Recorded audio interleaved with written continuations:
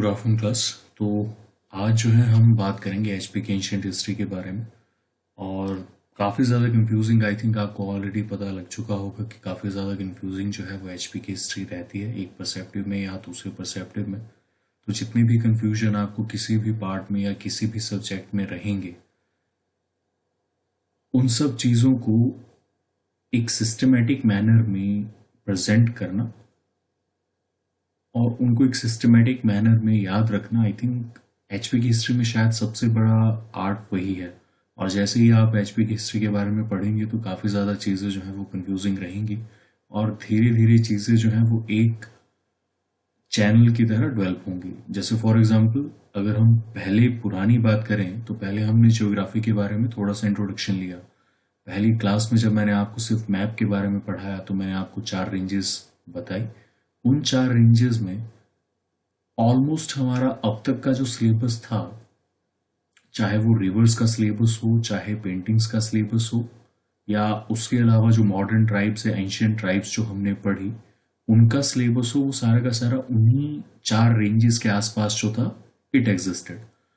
अगर आपको वो 4 रेंजेस पता हैं किस तरह से एचपी में ट्रेवल कर रही हैं, तो सारे का सारा जो एचपी को कंज्यूम करने का जो एक तरीका है that will be provided to you. और अगर तरीका आपको समझ आ जाए तो आई डोंट थिंक कि उसके बाद बहुत ज़्यादा डिफ़िकल्टीज किसी भी पार्ट में हमारे सामने रहती हैं। जैसे फॉर एग्जांपल अगर हम बात करें तो पेंटिंग के सेक्टर में भी मैंने आपको 4 पेंटिंग्स के जो मेन स्कूल्स थे वो बताए थे। तो उसमें भी हमने बात करी थी कि शिवालिक और धौलाधार के बीच में जो जगह थी वहाँ पे कांगड़ा स्कूल जो था वो फ्लरिश करा था। अगर हम थोड़ा नॉर्थ में उससे जाएं तो उसके नदन साइड में आपको बशोली और चंबा 2 अलग अलग स्कूल आपको देखने को मिलेंगे।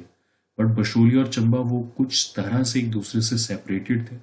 जो अर्की स्कूल था वो हमारा लोअर पार्ट ऑफ एचपी में एग्जिस्ट करता था, उस समय पे वो महासू डिस्ट्रिक्ट का पार्ट था। तो वो सारी चीजें एक तरह से माउंटेन रेंजेस के बीच में डिस्कस होती गई। तो जैसे फॉर एग्जांपल जब हमने ट्राइब्स की बात भी करी थी तब भी मैंने ट्राइब्स में आपको बताया था, और उसी के अराउंड मैंने आपको लैंग्वेजेस के बारे में भी बताया था। जब हमने लैंग्वेजेस की बात करी थी और ट्राइब्स की बात करी थी तो ट्राइब्स जो था उनका डायरेक्ट एसोसिएशन किसके साथ बना था? लैंग्वेजेस के साथ। जैसे फॉर एग्जांपल अगर हम स्वांगला की बात करें, लाहौला की बात करें और खुन्नू कुरपा इन सब की बात करें, पंगवाल की बात करें, तो ये सारी की सारी जो ट्राइब्स थी ये भी माउंटेन रेंजेस से सेपरेटेड थी। अगर हम रिवर्स की बात करें तो वो भी माउंटेन रेंजेस से सेपरेटेड थी। और उसी के बेसिस पे हमारा एग्रीकल्चर, प्रोफाइलिंग और फ्रूट्स अवेलेबिलिटी जो थी वो भी धीरे धीरे उसी के साथ साथ ही चेंज जो थी वो होती रही। अब आज से जो है हम शुरू करेंगे हिस्ट्री के नए लेक्चर्स। अभी तक जो हमारे पास लेक्चर्स थे वो प्री रिकॉर्डेड थे। आई होप यू अंडरस्टैंड, क्योंकि और बैचेस के साथ काफ़ी ज़्यादा काम हमें जो था वो करने को था। तो उन बैचेस को एक तरह से फिनिश करके फ्रॉम टुडे ऑनवर्ड्स सारे के सारे जो लेक्चर्स हमारे पास रहेंगे वो न्यूली रिकॉर्डेड रहेंगे। कुछ एडिशनल मटेरियल भी इनमें ओवर द टाइम जुड़ता रहेगा और धीरे धीरे चीज़ें जो हैं वो एक एक्सपर्टीज की तरफ बढ़ती रहेंगी। जैसे for example this time we have decided कि जो भी हमारा एचपी का बेसिकली डिस्ट्रिक्ट्स का जो रोल है सिर्फ राजाओं तक सीमित ना रहे, उसमें एक्स्ट्रा एडिशन करके जो हमारे पास इकोनॉमी है, कुछ करंट अफेयर्स जोड़ के, और जो एचपी के चैप्टर्स हैं उन्हीं में करंट अफेयर्स जोड़ के अगर किसी पर्टिकुलर डिस्ट्रिक्ट को लेके कोई चीज करंट अफेयर्स में है तो उसको उसी चैप्टर में इंक्लूड कर दिया जाए।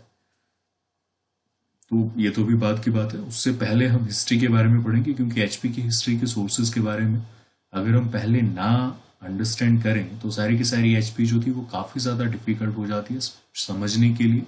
स्पेसिफिकली जो कांगड़ा का रीजन है वो और शिमला का रीजन है वो, ये दोनों चीज़ें बहुत डिफिकल्ट रहती हैं अगर आप हिस्ट्री का थोड़ा सा अंदाज़ा डिस्ट्रिक्ट शुरू करने से पहले ना लें। तो एक सिस्टमेटिक स्टडी है तो उसके वजह से कुछ चीज़ें पहले और कुछ चीज़ें बाद में। अभी तक हमने सिर्फ उन्हीं चीज़ों को पढ़ा जो टेम्पल आर्किटेक्चर में इंपॉर्टेंट थी या पेंटिंग्स में इंपॉर्टेंट थी या रिवर्स में इंपॉर्टेंट थी, तो उनमें माउंटेन रेंजेस का एक बहुत बड़ा रोल जो था वो एग्जिस्ट करता था। अब हम वो चीज़ें पढ़ेंगे जिसमें माउंटेन रेंजेस का रोल बहुत ज़्यादा मैटर नहीं करेगा। तो आज हम शुरू करते हैं हिस्ट्री ऑफ एचपी। प्लस एक कॉन्सेप्ट, एक फंडा याद रखिएगा, जब भी हम किसी जगह की हिस्ट्री के बारे में पढ़ें तो उस जगह की ज्योग्राफी जो है वो काफ़ी ज़्यादा असर उस पर्टिकुलर हिस्ट्री पे एक तरह से इन्फ्लुएंस करती है। जैसे फॉर एग्जांपल अगर हम एंशियंट हिस्ट्री की बात करें, एंशियंट हिस्ट्री में गुप्ताज और मौर्यास के बीच में सिर्फ एक ही चीज का फर्क था, डिस्कवरी ऑफ आयरन। अब अगर आप मौर्य किंगडम की बात करें तो मौर्य किंगडम जो था that was currently to the northern side, but Gupta kingdom जो था that was in the West Bengal side. तो उसके कुछ अपने स्पेसिफिक रीजन थे, दोनों की कैपिटल अलग अलग जगह पे क्यों थी, किस वजह से थी, ये सब कुछ हम एंशियंट हिस्ट्री में पढ़ेंगे। तो अभी I will not go into detail and go into the issues, but I hope you understand कि what I mean to say। जैसे फॉर एग्जांपल अगर हम माउंटेन रेंजेस की बात करें तो माउंटेन रेंजेस जो है वो बहुत ज़्यादा इफेक्ट करती हैं एक जगह से दूसरी जगह को। जैसे फॉर एग्जांपल अगर हम किन्नौर के रीजन की बात करें तो धौलाधार से ईस्टवर्ड साइड आप जैसे ही जाएंगे वैसे ही आपको काफ़ी ज़्यादा फर्क जो है सारी चीज़ों में देखने को मिलेगा, लैंग्वेजेस में, कल्चर में, ड्रेसेस में या फिर आर्किटेक्चर स्टाइल में। अगर हम एचपी की हिस्ट्री की बात करें तो बेसिकली जो हमारे पास एंशियंट हिस्ट्री है उसका हमारे पास कोई पुख्ता सबूत या क्लियर कट एविडेंस हमारे पास नहीं है। तो what we do two things. हमारे पास दो तरह के रिसोर्सेज रहते हैं, आर्कियोलॉजिकल रिसोर्सेज और लिटरेरी रिसोर्सेज। दोनों रिसोर्सेज को यूज करके उनको क्रॉस चेक करके we try to build up कि इस पर्टिकुलर रीजन की हिस्ट्री कुछ इस तरह से रही होगी। अब जो पहला सोर्स हमारे पास है वो आर्कियोलॉजिकल सोर्सेज। अब आर्कियोलॉजिकल सोर्सेज वो सोर्सेज हैं जैसे for example coins, stone tools, inscriptions, sculptures, और लिटरेरी सोर्सेज हैं जिसमें कुछ उन पर्टिकुलर चीजों के बारे में लिखा गया है, जैसे संस्कृत के जो हमारे वर्क हैं या ट्रैवलॉग जो हमारे पास हैं या किसी तरह की वंशावली जो एग्जिस्ट करती है। These are some of the literary sources. और स्कल्पचर्स, इंस्क्रिप्शन, स्टोन रूल, ये कौन से हो गए? Archaeological resources. अब प्लस एक बात का ध्यान रखिए, लिटरेरी रिसोर्सेज जो हैं they are very small in number. अगर हम एचपी की बात करें तो लिटरेरी सोर्सेज हमारे पास बहुत ज़्यादा नहीं है, और अगर लिटरेरी सोर्सेज हमारे पास बहुत ज़्यादा नहीं है तो हमें डायरेक्टली या इनडायरेक्टली डिपेंडेंट होना पड़ेगा आर्कियोलॉजिकल सोर्सेज पर।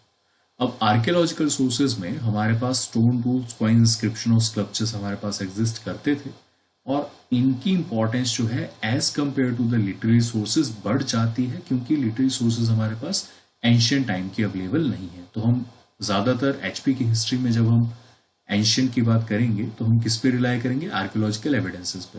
हमारे पास कुछ एविडेंसेस रहेंगे जो ज़्यादा पुराने नहीं होंगे, बट मेन हमें जो रिटन एविडेंस या लिटरेरी एविडेंस जो मिलेंगे वो मेडिवल टाइम से मिलेंगे। I hope this is clear. जैसे जब हमने टेम्पल्स की बात भी करी थी तो the oldest temple you could have seen was the Mashru temple of the 8th century AD। पर मसरू टेम्पल में आपको इंस्क्रिप्शंस देखने को नहीं मिलती। चंबा की जो स्टेट थी वो 6th century AD में एग्जिस्टेंस में आई थी, पर उसके बाद जो आपको वंशावली या जो इंस्क्रिप्शन मिलेगी गोल्ड में लिखी हुई जिसमें महासंबंता और 6 ईयर लिखा हुआ है, वो आपको मिलेगी 7th century AD में। तो इससे पुराना हमारे पास एविडेंस कहीं पे भी एग्जिस्ट नहीं करता। और लिटरेरी सोर्सेज तो काफ़ी ज़्यादा लेट हमारे पास अवेलेबल हुए हैं, जब आई थिंक 13th century और तुगलक अटैक या जो अटैक होने लगे उसके अराउंड 13th century AD में हमारे पास वो सारे एविडेंस आने लगे। तो I hope you understand the difference between the two. Sorry. Now let us talk about the curators and what was the role of the museums in HP। अब HP के case में जब हम बात करें तो ऑलमोस्ट 1845 तक HP जो थी that was ruled by the princess. 1845 तक इसलिए क्योंकि सिख अंपायर जो था वो 1845-1846 का जो वॉर था उसमें ऑलमोस्ट वैनिश हो चुका था, और सिख अंपायर आखिरी अंपायर था जिसने हिल स्टेट्स को यूनिफाई करा था। उसके बाद ब्रिटिशर्स का एक तरह से डायरेक्ट और इनडायरेक्ट कंट्रोल सारी की सारी एचपी की रियासत पे था, बट ब्रिटिशर्स वर मोर कीन in making their own inroads HP की स्टेट में। उस समय पे से एचपी स्टेट नहीं कहा जाता था, उस समय पे कहा जाता था पंजाब हिल स्टेट्स। तो जब मैं पंजाब हिल स्टेट्स की बात करूं तो याद रखिएगा मैं पंजाब के हिल एरिया की बात कर रहा हूं, तो पंजाब हिल स्टेट्स को याद रखिएगा। अब इन पर्टिकुलर पार्ट में पहला इंटरेस्ट जो एचपी की हिस्ट्री के बारे में लिया गया वो लिया गया फॉर्मेशन ऑफ एचपी के बाद, क्योंकि जब पंजाब की फॉर्मेशन और इंडिया इंडिपेंडेंट भी हुआ उसके बाद भी काफी ज्यादा समय तक कांगड़ा और कुल्लू और लाहौल स्पीति पे काफी ज्यादा फोकस जो है वो नहीं किया गया। जो एचपी की एंशिएंट हिस्ट्री पे फोकस शुरू हुआ वो हुआ 1973 और 74 के बाद, बिकॉज उस समय पे एचपी स्टेट म्यूजियम जो था वो बनाया गया और पहले जो हमारे एचपी स्टेट म्यूजियम के जो क्यूरेटर रहे वो रहे वीसी ओहरी। ठीक है, तो वीसी ओहरी जो थे वो पहले क्यूरेटर थे और एचपी स्टेट म्यूजियम जो था वो कब एस्टेब्लिश हुआ, एचपी की फॉर्मेशन के 2 साल बाद 1971 में हमारी फॉर्मेशन हुई, उसके 2 साल बाद जो है एचपी एज अ स्टेट की फॉर्मेशन हुई। ठीक है, एचपी एरियाज जो था वो सम्मिलित जो था 1966 में किया गया था। अभी एडमिनिस्ट्रेटिव सेटअप रहने दीजिए, बट एक बात का ध्यान रखिएगा, एचपी स्टेट की जो फॉर्मेशन हुई जब एचपी को स्टेट का दर्जा दिया गया वो 1971 में दिया गया। 25 जनवरी 1971 को अनाउंस किया गया रिच पर से कि एचपी जो है will now be a full flashed state and HP become the 18th state of the Indian union. तो उस टाइम पे जब एविडेंस लिए गए तो काफी ज्यादा कॉइन्स जो थे वो कलेक्ट किए गए डिफरेंट जगह से डिफरेंट जगह पे। अब सबसे पुराने जो कॉइन्स एचपी में आपको देखने को मिलेंगे दे आर 89 कॉइन्स, और 89 कॉइन्स में से हमें कुछ कॉइन्स जो थे वो अर्की से मिले, कुछ कॉइन्स हमें हमीरपुर से मिले और कुछ कॉइन्स हमें जो है कांगड़ा के रीजन से मिले। तो 3 जगह से बेसिकली हमें कॉइन्स के जो एविडेंस हैं वो हमारे सामने आए, और कॉइन जो थे वो जनरली बिलोंग करते थे 2nd सेंचुरी बीसी से 2nd सेंचुरी एडी के बीच में। तो ये एविडेंस हमारे पास कहाँ से आया, जब हमने कॉइन्स की कार्बन डेटिंग करी कि कितना जो है हमारे पास, किस तरह के कॉइन्स जो है हमारे पास कितने पुराने हैं। तो इस बात को ध्यान रखिएगा। तो अर्की से सबसे ज्यादा कॉइन अगर आप देखें तो अर्की से हमें मिले जो कि 89 में से सबसे ज्यादा थे।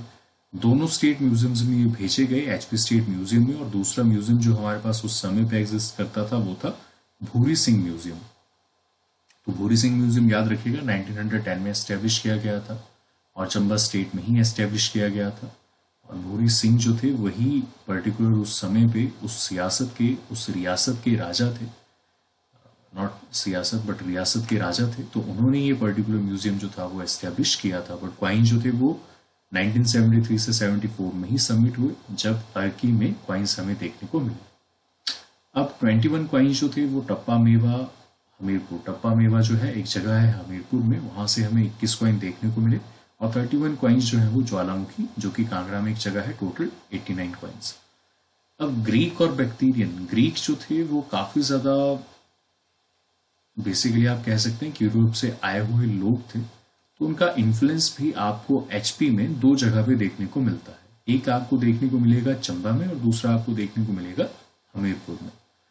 अब ये दोनों ही जगह देखने को क्यों मिलता है इसका कोई भी सॉलिड एविडेंस हमारे पास नहीं है। बस याद रखिएगा कि ग्रीक और बैक्टीरियन जो थे वो दोनों एविडेंस आपको कहाँ पे देखने को मिलेंगे, चंबा और हमीरपुर। अब अगर आप इसको याद रखना चाहें तो बैक्टीरियन बीसी और जीएच, तो दोनों एक तरह से जो इंग्लिश अल्फाबेटिकल है उसमें एक तरह से दोनों आपको देखने को एक के बाद दूसरा मिलेगा। तो बैक्टीरियन चंबा और ग्रीक हमीरपुर, तो इस तरह से याद रख लीजिएगा। सी से हमारे पास और कोई डिस्ट्रिक्ट है नहीं और एच से भी हमारे पास और डिस्ट्रिक्ट कोई है नहीं, तो it is pretty easy to remember. अब अगर हम कॉइन्स की बात करें तो टप्पा मेवा जो अभी हमने कॉइन्स पढ़े जहां पे हमें 21 कॉइन्स मिले, वो 21 कॉइन्स टप्पा मेवा में अगर हम बात करें तो वो बिलोंग करते थे अपोलो डोटस को। और चंबा डिस्ट्रिक्ट में हमें जो कॉइन्स इंडो ग्रीक के मिले वो लचोरी और सरोल में जो हमें कॉइन्स मिले वो बिलोंग करते थे इंडो ग्रीक्स को। तो ग्रीक बैक्टीरियन पेनिट्रेशन हमने ऑलरेडी देख ली, तो इंडो ग्रीक को ही बिलोंग करेंगे। टप्पा मेवा जो है वो हमीरपुर में एग्जिस्ट करता है, वो किसको बिलोंग करते हैं, अपोलो डोटस को। तो इन दोनों चीज़ों को याद रखिएगा, ये डायरेक्टली कई बार जो है क्वेश्चन पूछ लिए जाते हैं। आई थिंक वीरियश किंग पे और कांगड़ा पे दोनों बार क्वेश्चन पूछ लिया गया है। The next time will be Apollodotus और इंडो ग्रीक। तो इन दोनों को ढंग से पढ़ के जाइएगा, इन दोनों के क्वेश्चन जो है वो जरूर आएगा। अगर हम वीरियश किंग की बात करें तो कुल्लू में 1st सेंचुरी एडी में सबसे पुराना कॉइन हमें मिला जिसपे वीरियश किंग का नाम जो था वो लिखा हुआ था। कुल्लू जो हमारे पास रियासत है उसकी बात हम कर रहे हैं, कुल्लू डिस्ट्रिक्ट की बात नहीं कर रहे हैं। ठीक है, याद रखिएगा कुल्लू रियासत की बात अभी हम कर रहे हैं क्योंकि कुल्लू रियासत जो थी वो 1st सेंचुरी एडी में एग्जिस्ट करती थी नहीं करती थी, इसका कोई सॉलिड एविडेंस हमारे पास नहीं है। अब एक बात का ध्यान रखिएगा, अगर आप कुल्लू की वंशावली को पढ़ेंगे तो उसमें वीरियश किंग का कहीं पे भी मेंशन आपको देखने को नहीं मिलेगा, क्योंकि जब हम कुल्लुता की एस्टेब्लिशमेंट की बात करेंगे तो कुल्लुता आपकी एस्टेब्लिश होगी 5th सेंचुरी एडी में, और यहां पे हम बात कर रहे हैं 1st सेंचुरी एडी की। तो जो वंशावली है वो काफी ज्यादा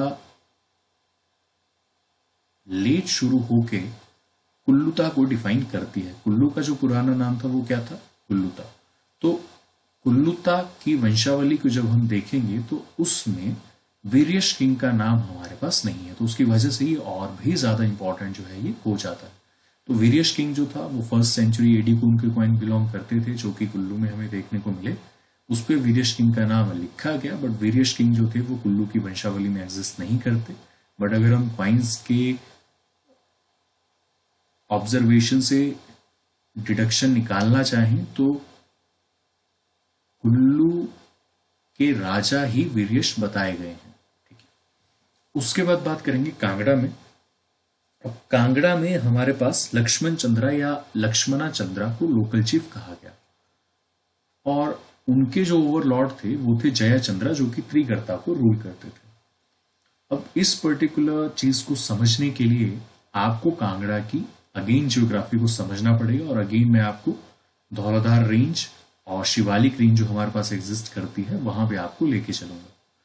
धौलाधार रेंज को याद रखिए, धौलाधार रेंज जब मैंने आपको बताई थी तो मैंने आपको कहा था ये जनरली डिवाइड बनता है कांगड़ा और चंबा के बीच में, और शिवालिक जो है वो जनरली डिवाइड बनता है अपर जालंधर या माउंटेनस जालंधर और प्लेन जालंधर के बीच में। तो जालंधर जो था वो कांगड़ा के रीजन तक एक्सटेंड करता था। जालंधर को कई बार पूरा रीजन जो है हिल रीजन और प्लेन रीजन दोनों को मिला के जो एरिया बनता था उस पूरे एरिया को कई बार जालंधर कहा जाता था। जब हम त्रिगर्ता की बात करें तो शिवालिक और धौलाधार के बीच में जो एरिया एग्जिस्ट करता था उसे कहा जाता था त्रिगर्ता। त्रिगर्ता इसलिए क्योंकि वहां पे 3 रिवर जो थी वो फ्लो करती थी, ब्यास, सतलुज और रावी। ठीक है, ये तीनों रिवर्स वहां से फ्लो करती थी, इसलिए उसे त्रिगर्ता कहा जाता था। अब इसके बाद भी अगर हम बात करें तो त्रिगर्ता के अंडर ही एक छोटा सा राज्य था, साम्राज्य था जिसे कांगड़ा कहा जाता था। बहुत से लोग आज की डिस्ट्रिक्ट जो कांगड़ा है उसी को इक्वेट कर देंगे सारे के सारे रीजन के साथ। ध्यान रखिएगा उस समय पे जो कांगड़ा का नाम था वो था त्रिगर्ता, जो आज की डेट में कांगड़ा डिस्ट्रिक्ट है।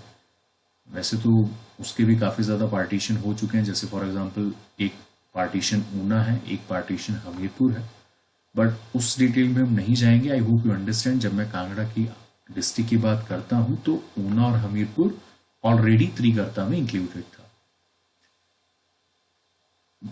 आई know it is difficult to comprehend right now, तो अपने सामने मैप रखिए एचपी का, तो आपको चीजें जो है वो थोड़ी आसान लगेंगी जब भी कंफ्यूज हो सके, क्योंकि ऑलरेडी मैं तो इन सब चीजों को पढ़ रखा हूं, तो आई कैन इजीली पिक्चर कि कौन सा एरिया कहाँ पे एग्जिस्ट करता था। If it is difficult for you तो अपने सामने मैप रखिए और मैप के साथ साथ चीजों को समझने की कोशिश करिए।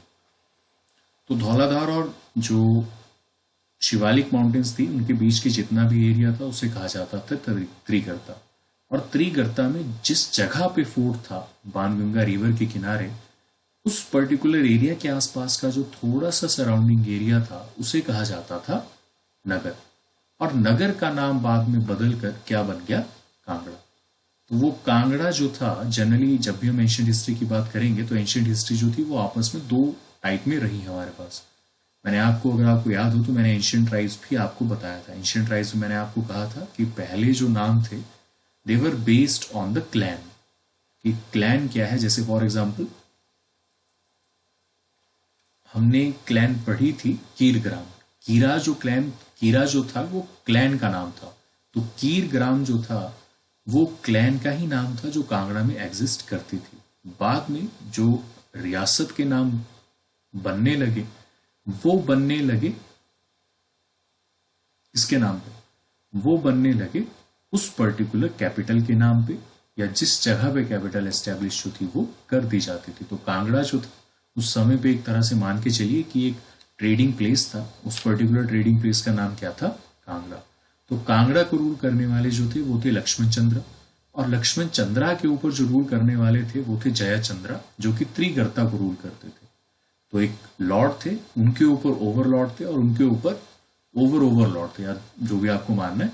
तो उसमें इतना डिटेल में जाने की जरूरत नहीं है, but I hope you understand कि कांगड़ा जो थे वो लक्ष्मण चंद्रा को बिलोंग करता था, और उनके ओवरलॉर्ड जो थे वो जयचंद्रा थे, जो त्रिगर्ता को रूल करते थे।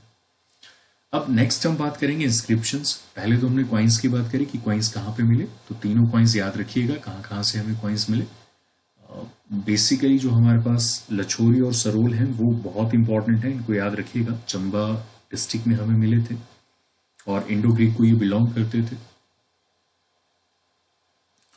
और बाकी वीरियश किंग, कुल्लू का राजा, उनको भी याद रखिएगा, काफी ज्यादा इंपॉर्टेंट है।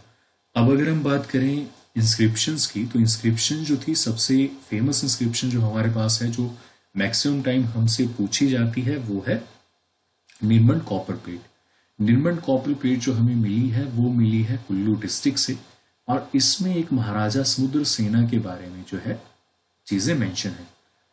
अब जब भी हमें किसी तरह की इंस्क्रिप्शन मिले तो उसके दो मीनिंग हो सकते हैं, या तो किसी ने गिफ्ट की हो, या इंस्क्रिप्शन जो थी जनरली एंशियंट इंडिया में, जो हमें एंशियंट इंडिया की हिस्ट्री बताती है, इंस्क्रिप्शन तब इशू की जाती थी जब आपने किसी पर्टिकुलर, जैसे फॉर एग्जांपल मान लीजिए आपने किसी ब्राह्मण को लैंड जो है वो प्रोवाइड करवाना है। तो लैंड जब आप प्रोवाइड करवाएंगे तो उसे इंस्क्रिप्शन पे एंड यू विल राइट, तो दैट मीन्स कि वो एक परमानेंट चीज जो है उस पर्टिकुलर ब्राह्मण को आपने दे दी। अब जब आप उस पर्टिकुलर ब्राह्मण को दे देंगे तो इंस्क्रिप्शन आपको कुछ समय के बाद मिलेगी, और इंस्क्रिप्शन जनरली जो थी वो या तो पत्थरों पे या मेटल पे जो थी वो बनाई जाती थी। तो निर्मल कॉपर प्लेट जो थी वो कॉपर प्लेट पे एक इंस्क्रिप्शन है जिसके ऊपर महाराजा समुद्र सेन के बारे में कहा गया है। अब इसका डायरेक्ट एविडेंस ये क्या कहता है कि पुराने समय में कॉपर जो था वो बहुत ज्यादा इंपॉर्टेंट पार्ट था इंडियन कल्चर का। अगर आज के समय में भी आप देखें तो कॉपर जो है वो बहुत ज्यादा इंपॉर्टेंट पार्ट है इंडियन कल्चर का, खासकर जो हमारे रिलीजियस सेरेमनीज हैं उनके अकॉर्डिंग। तो इसके बारे में तो हम बाद में डिटेल में बात करेंगे निर्मल कॉपर प्लेट, बट ये सबसे ज्यादा फेमस है। अगर हम अर्लीस्ट इंस्क्रिप्शन की बात करें कि सबसे पुरानी हमें कहाँ से इंस्क्रिप्शन मिली, तो वो हमें मिलती है पथियार और कनिहारा से। तो पथियार और कनिहारा से हमें सबसे पुरानी इंस्क्रिप्शन मिलेगी, और पथियार और कनिहारा कहाँ पे एग्जिस्ट करेगा? कांगड़ा डिस्ट्रिक्ट में। अगर हम शिमला की बात करें तो वहां पे सुपोर नाम की एक जगह है शिमला में, हटकोटी के नजदीक है। हटकोटी वही रीजन है जहाँ पे काफी ज्यादा समय जो है पांडवास अपना बिताएंगे, और हाल ही में यहाँ पे सबराकुडू नाम का एक प्रोजेक्ट जो था वो भी बगल में आसपास जो है वो लॉन्च हुआ है 111 मेगावाट का। तो ये सारी चीजें जो हैं दे गो हैंड इन हैंड, ठीक है, तो इस बात को ध्यान रखिएगा। और अगर हम मंडी की बात करें तो सलूनू मंगलोर के नजदीक एक जगह है, वहां पे आपको देखने को मिलेगी। अब उसके बाद हमारे पास है स्टोन इंस्क्रिप्शन। तो स्टोन इंस्क्रिप्शन में रॉक, फाउंटेन, स्लैब और सती। सती इंस्क्रिप्शन मैंने आपको ऑलरेडी बताया था जब हमने ट्राइब्स पढ़ी थी। सती इंस्क्रिप्शन आपको जनरली सिर्फ दो ही जगह देखने को मिलेंगी, एक आपको कांगड़ा के रीजन में और एक आपको चंबा के रीजन में। चंबा के रीजन में अगर आपको याद हो तो फेस्टिवल मैंने आपको बताए थे, एक वहां पे एग्जिस्ट करता है सूही मेला, और सूही मेला जो है is only a commemoration of a particular woman who have sacrificed herself for bringing water to the town। तो चंबा जो जगह थी वहां पे पानी नहीं आ रहा था, तो ये हम फेस्टिवल के पॉइंट ऑफ व्यू से तो हमने पहले पढ़ लिया है, बट चंबा की हिस्ट्री के पॉइंट ऑफ व्यू से हम जब चंबा स्टेट हम शुरू करेंगे तो वहां पे हम पढ़ेंगे। जो फाउंटेन और रॉक है, कहीं कहीं पे जब फाउंटेन बनता था तो वहां पे भी स्लैब रखी जाती थी कि ये फाउंटेन किसने बनवाया, या रॉक फाउंडेशन, रॉक जो हमारे पास स्टोन इंस्क्रिप्शन है वो रॉक पे रखी जाती थी। और तीन तरह की जनरली एग्जिस्ट करती थी, कमोमरेटिव, डोनेटिव और डेडिकेटिव। या तो आप you are dedicating it to somebody, या तो आप डोनेट कर रहे हैं या किसी को कमेमोरेट कर रहे हैं। जैसे फॉर एग्जाम्पल जो सूही मेला चंबा की है, that is a commemorative type of inscription. अगर हम डोनेटिव टाइप इंस्क्रिप्शन की बात करें तो कॉपर प्लेट को डोनेटिव टाइप इंस्क्रिप्शन जो है वो कहा जा सकता है, बिकॉज वो किसी को डेडिकेट की गई। ठीक है, और डोनेटिव भी सेम पोजीशन में यू कैन इंक्लूड। अब इसमें शारदा, खरोष्टी, ब्रह्मी, टंकरी, नगरी, ये सारी जो लैंग्वेजेस हैं दे आर बीइंग रिटन, तो ये इंपॉर्टेंट हमारे पास नहीं है। चंबा में सबसे ज्यादा इंस्क्रिप्शंस आपको देखने को मिलेंगे। अब चंबा में ही सबसे ज्यादा इंस्क्रिप्शन काहे को देखने को मिलेंगे? अब क्वेश्चन जब आएगा then you will not be able to remember कि चंबा में ज्यादा थी या कांगड़ा में ज्यादा थी। एक बात का ध्यान रखिएगा, इफ यू लर्न सिस्टमेटिकली तब आप नहीं बोलेंगे। चंबा जो था is protected by Pir Panjal range and Dhauladhar range. तो Dhauladhar range are pretty high mountain ranges, difficult to cross. अगर डिफिकल्ट टू क्रॉस है तो इसका मतलब जो प्लेन के अटैक हैं, फॉर एग्जाम्पल मुगल्स के अटैक, तुगलक के अटैक, या जो बाहरी हमारे पास पर्सन थे उनके attack, they will not be possible. और अगर पॉसिबल नहीं रहेंगे तो इसका मतलब क्या है? इसका मतलब ये है कि आपको सिर्फ चंबा के इंस्क्रिप्शन ही सेफ मिलेंगे। तो जो इंस्क्रिप्शन आपको सेफ मिलेंगे वहीं पे आपको सबसे ज्यादा इंस्क्रिप्शन भी मिलेंगे। I hope this is clear. ठीक है, कांगड़ा में तो प्लेन एरिया शिवालिक से एकदम आप पहुंच सकते हैं। अब क्वेश्चन ये है कि शिमला में ऐसा क्यों नहीं हो पाया? क्योंकि शिमला में बहुत ज्यादा छोटे छोटे ट्राइब्स थे, एक बड़ी रियासत नहीं थी। आपको मैंने कई दफा समझाया है, economy is the key to empire. अगर इकोनॉमी स्ट्रांग है तभी आप एम्पायर बना पाएंगे, अगर इकोनॉमी स्ट्रांग नहीं है तो एम्पायर नहीं बना पाएंगे। तो कांगड़ा एक बड़ा एम्पायर था, but Kangra was always ravaged by the person from the plain. Chamba जो था दैट वाज प्रोटेक्टेड, इसीलिए सबसे ज्यादा इंस्क्रिप्शंस आपको कहां पे देखने को मिलेंगी? चंबा की जगह में।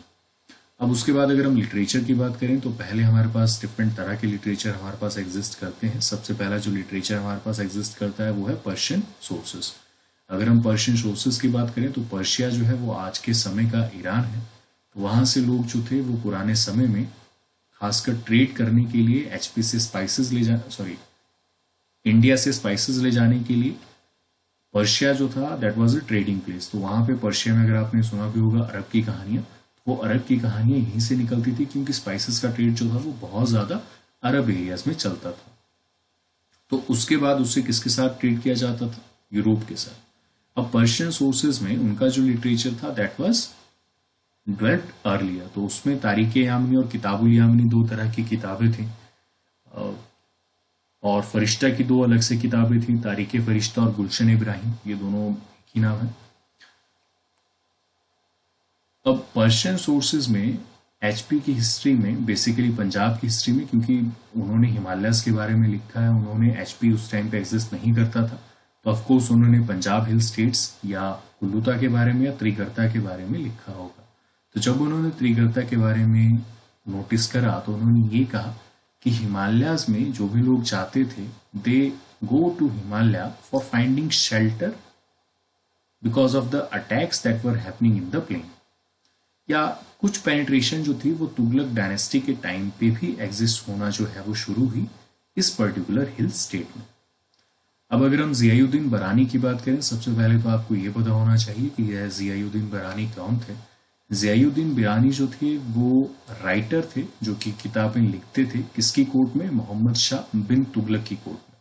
तो तुगलक डायनेस्टी जब इंडिया में एग्जिस्ट करती थी 1300s के आसपास और 14th सेंचुरी में, तो उस समय पे उनके एक बहुत ही फेमस राइटर थे जियाउद्दीन बरानी।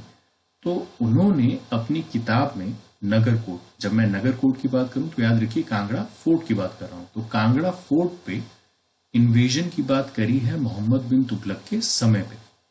अब ये तो है जियाउद्दीन बरानी का अकाउंट। अगर आप कांगड़ा की इयोलॉजीज को देखें या history of Punjab hill states को देखें तो उस पर्टिकुलर पंजाब हिल स्टेट्स और कांगड़ा इयोलॉजीज जो हमारे पास हैं उसमें कंप्लीट रिजेक्शन है इस पर्टिकुलर पार्ट की कि कांगड़ा फोर्ट 1622 से पहले कभी भी ऑक्युपाई हुआ। अब इन दोनों चीजों के बीच में कॉन्फ्लिक्ट है, तो बाद में जब हम हिस्ट्री के बारे में पढ़ेंगे तो वहां पे मैं आपको बताऊंगा कि कांगड़ा की हिस्ट्री ये कहती है कि 1620 में बेसिकली पहली बार कांगड़ा फोर्ट को कैप्चर किया गया। और अगर हम ज़ियाउद्दीन बरानी की बात मान के चलें, जो कि ऑथर थे पर्शियन, तो उनके हिसाब से नगरकोट इन्वेजन जो थी वो मोहम्मद बिन तुगलक के रेजिम में 1300s के आसपास आपको देखने को मिलती है। और फिरोज शाह तुगलक ने भी उस पर्टिकुलर फोर्ट पे सीज बना के रखा, ये भी ज़ियाउद्दीन बरानी जो है वो लिखते हैं। उसके बाद अगर हम मंगोल इन्वेडर की बात करें, अमीर तिमूर की, तो 1398 में ये आए थे और उनकी एक किताब है तेजुके तिमूरी। अब ये टर्क थे, टर्क मतलब जो आज का टर्की का इलाका है वो वाले टर्क। एक बार मैप पे देखिएगा, वहां पे आपको ऑलरेडी क्लियर हो जाएगा अगर आपके पास एटलस है। तो वहां पे तेजुकी तिमूरी उन्होंने अपनी किताब लिखी है जिसमें उन्होंने मंगोल इन्वेडर अमीर तिमूर के बारे में लिखा है। अगर हम उसके बाद मुगल लिटरेचर की बात करें तो अकबरनामा और आईन अकबरी, ये दो किताबें थी जो कि अबू फैजल ने लिखी थी। और एम्पर जहांगीर के बारे में तुजुक-ए जहांगीर ये किताब लिखी गई थी और उसमें फिर कांगड़ा फोर्ट के और एचपी हिल स्टेट्स के रिलेशन का मुगल एम्पायर से कैसे थे उनके बारे में मेंशन किया गया है। तो उससे काफी ज्यादा अकाउंट जो है हमें देखने को मिलता है। अगर हम संस्कृत लिटरेचर की बात करें तो ऋग्वेद जो है वो ट्राइब्स के बारे में बात करते हैं, हिमालयन ट्राइब्स के बारे में, और कौन कौन सी ट्राइब्स एचपी में एग्जिस्ट करती थी। I hope you remember the ancient tribes. सबसे पहले हमने दस्यूस पढ़ी थी, फिर हमने किन्नर पढ़ी थी, फिर हमने कीरतास पढ़े थे, फिर हमने खाशास पढ़े थे, फिर पिशाचास और यक्षास। 6 या 7 एंशियंट ट्राइब्स जो थी हमने पढ़ी थी। अब एक बात का ध्यान रखिएगा, वहां पे मैंने आपको कीरतास के काफी ज्यादा पावरफुल रूलर से इंट्रोड्यूस करवाया था, शाम्बरा से। उनके बारे में भी हम पढ़ेंगे और उनके बारे में क्या कंफ्यूजन है वो भी मैं आपको आज क्लियर करूंगा। बट एक बात का ध्यान रखिएगा कि संस्कृत लिटरेचर जो था that was not compiled in a particular century. तो संस्कृत लिटरेचर जो था वो ओवर 3 से 4 सेंचुरीज के बाद उसे कंपाइल किया गया। ऐसा कहा जाता है कि महाभारत जो था जब इनिशियल स्टेजेस में था तो उसमें जितने श्लोक आज के समय में हैं, जब स्टार्टिंग में उसे लिखा गया था तो वो श्लोक सिर्फ हाफ इन नंबर थे। बाद में उन्हें कंपाइल करके, माउथ टू माउथ कंपाइल करके, चीजें जोड़ के जितने श्लोक आज के समय में है उनको उतना बनाया गया। बट उसके डिटेल में हम नहीं पढ़ेंगे। बस इतना समझ लीजिए कि संस्कृत लिटरेचर जो था उसमें सबसे इंपॉर्टेंट जो था वो था ऋग्वेद। ऋग्वेद सबसे इंपॉर्टेंट भी है और सबसे पुराना भी है। तो सबसे पुराना ऋग्वेद है, तो उन्हीं से ही संस्कृत लिटरेचर जो था वो शुरू हुआ, जिसमें हिमालयन ट्राइब्स के बारे में मेंशन किया गया। अगर आपको याद हो तो मैंने आपको दस्युस का जो इन्फॉर्मेशन था वो सबसे पहले किसमें बताया था, ऋग्वेद में। किन्नर अकेली ऐसी ट्राइब है जिसका ऋग्वेद में मेंशन नहीं है। अब किन्नर्स का ऋग्वेद में मेंशन क्यों नहीं है, बिकॉज दे वर मोंगोलाइट पीपल। और मोंगोलाइट पीपल जो थे कहां से आएंगे, तिब्बत से। तो तिब्बत जो था वो जनरली एचपी का पार्ट या इंडियन सब कॉन्टिनेंट का पार्ट कभी नहीं था। तो इसलिए आपको ऋग्वेद में किन्नर्स देखने को नहीं मिलेंगे।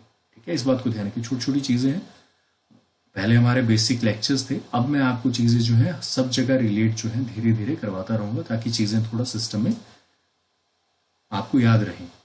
तो 1800 बीसी में उन्होंने हिमालयन ट्राइब्स के बारे में कहा। अगर हम पाणिनि की बात करें तो कुछ हमारे पास इंपॉर्टेंट चीजें हैं जिनका लिटरेचर जो है किसी पर्टिकुलर ऋषि के साथ जो है एसोसिएटेड है। जैसे फॉर एग्जाम्पल पाणिनि अष्टाध्यायी के साथ, और कालिदास की रघुवंशम, विशाखा दत्ता की 2 किताबें हमारे पास हैं। बेसिकली देवी चंद्रगुप्तम जो है वो ज्यादा इंपॉर्टेंट है, और दूसरी इनकी मुद्रा राक्षसा, दूसरी इनकी किताब है विशाखा दत्ता की। दोनों याद रखिएगा, नोट्स में ऐड कर लीजिएगा। और अगर हम कल्हना की बात करें तो राजा तरंगिणी, ये जम्मू की हिस्ट्री हमारे पास एग्जिस्ट करती है। कल्हना जो है राज तरंगिणी, तो ये जम्मू के जो राजा थे उनके बारे में हमें जो है बताती है। ठीक है, अब इन चारों किताबों को याद रखिएगा। वेद व्यास की महाभारत भी इंपॉर्टेंट है, बट उससे हमें सिर्फ एचपी की ट्राइब्स के बारे में पता लगता है, वो इतना ज्यादा इंपॉर्टेंट नहीं है। बट आई होप आपको ये किताबें पाणिनि की अष्टाध्यायी, कालिदास की रघुवंशम, विशाखा दत्ता की देवी चंद्रगुप्तम और कल्हना की राजतरंगिणी याद जो है वो रहेंगी। अगर हम खालसा लिटरेचर की बात करें, प्लस खालसा लिटरेचर इंपॉर्टेंट क्यों है, याद रखिएगा 1699 में when Sikh guru travel to the state of HP to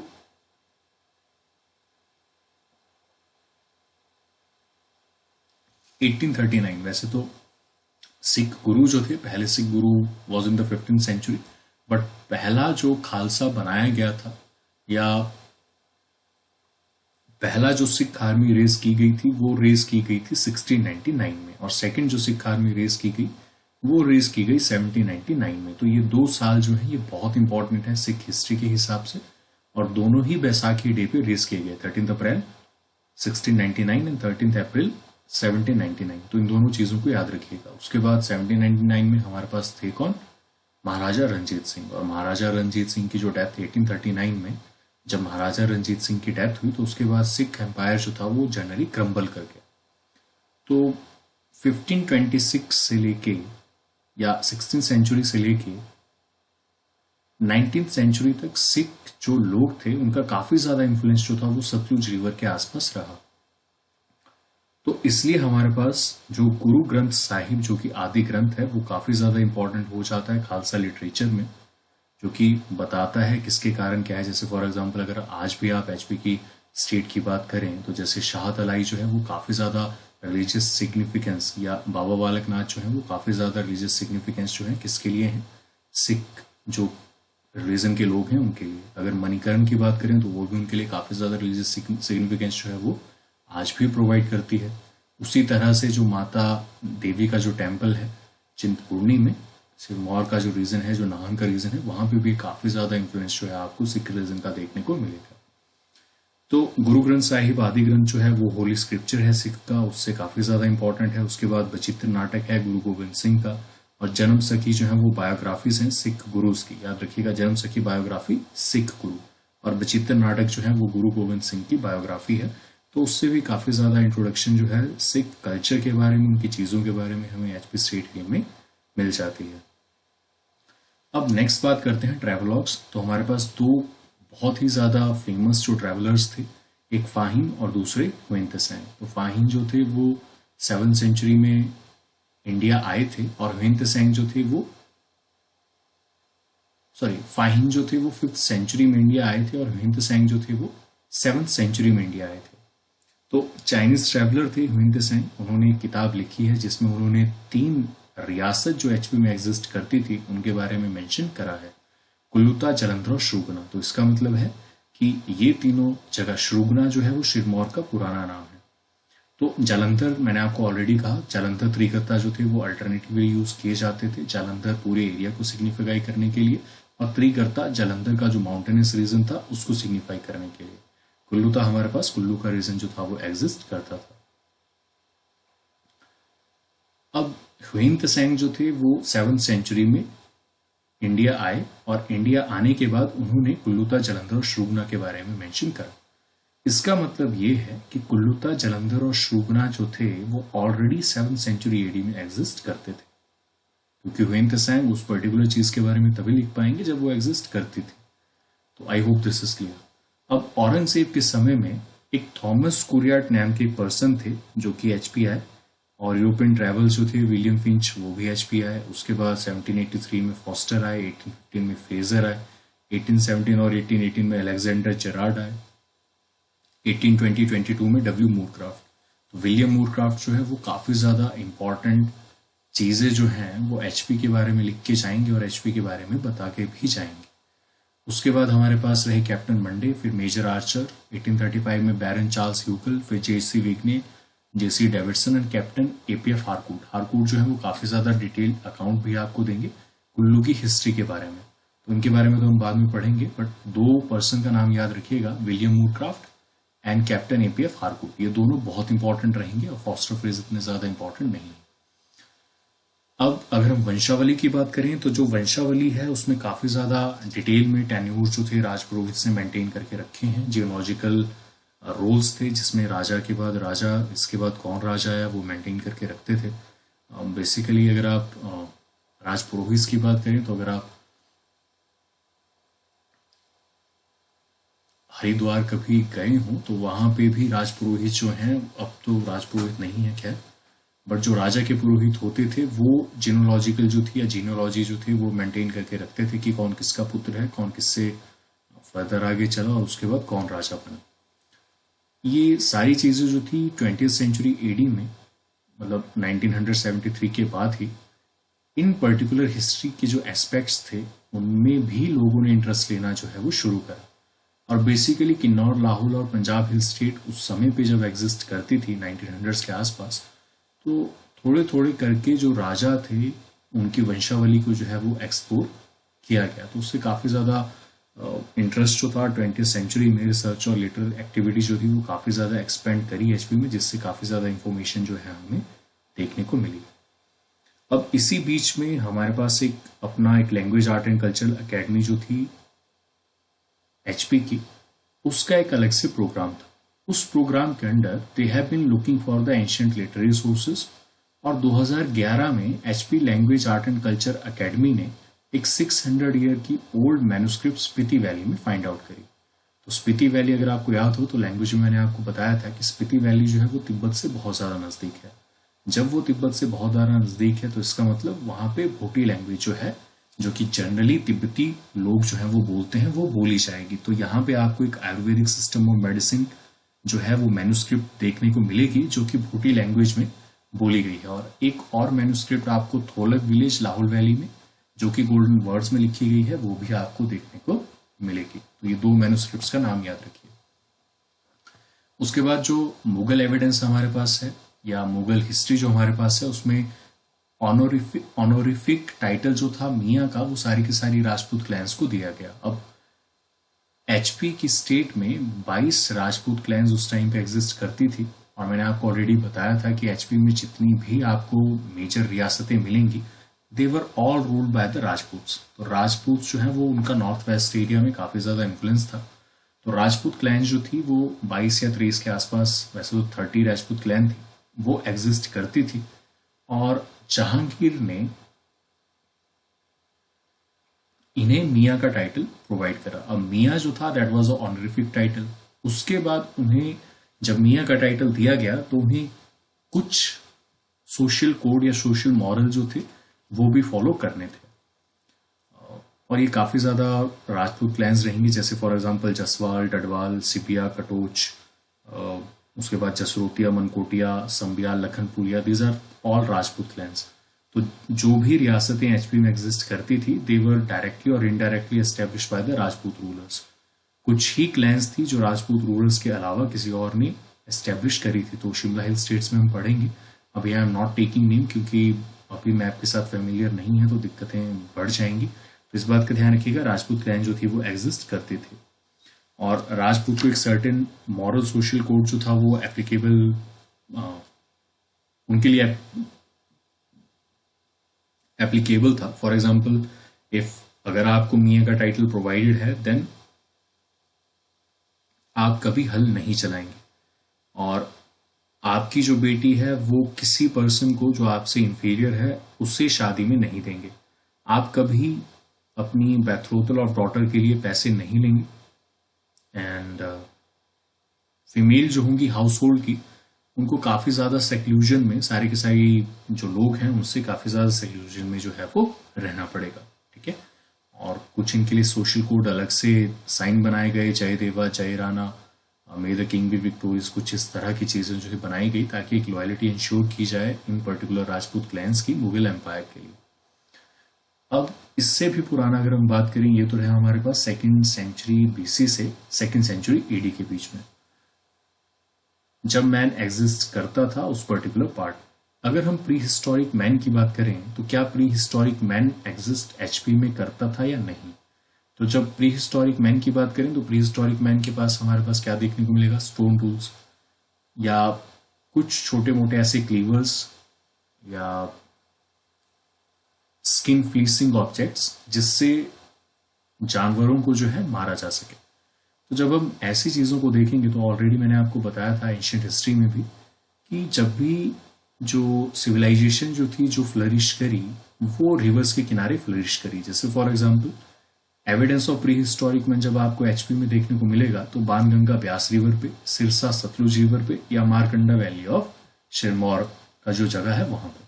Indus valley जो थी वो एचपी में फ्लरिश करी 3000 बीसी से 1500 बीसी के बीच में। और किन्नौर और लाहौल स्पीति में कोलोरियन लैंग्वेज स्पीकिंग पीपल थे, कोली, हली, डोम, चनाल, ये सारे के सारे वहां पे एग्जिस्ट करते थे। ठीक है। तो इस बात को ध्यान रखिएगा। प्री हिस्टोरिक मैन आपको 2 मिलियन ईयर्स को एचपी में देखने को मिलेगा। कहाँ पे? बाणगंगा, सिरसा और मारकंडा वैली ऑफ सिरमौर में। तो I hope this is clear.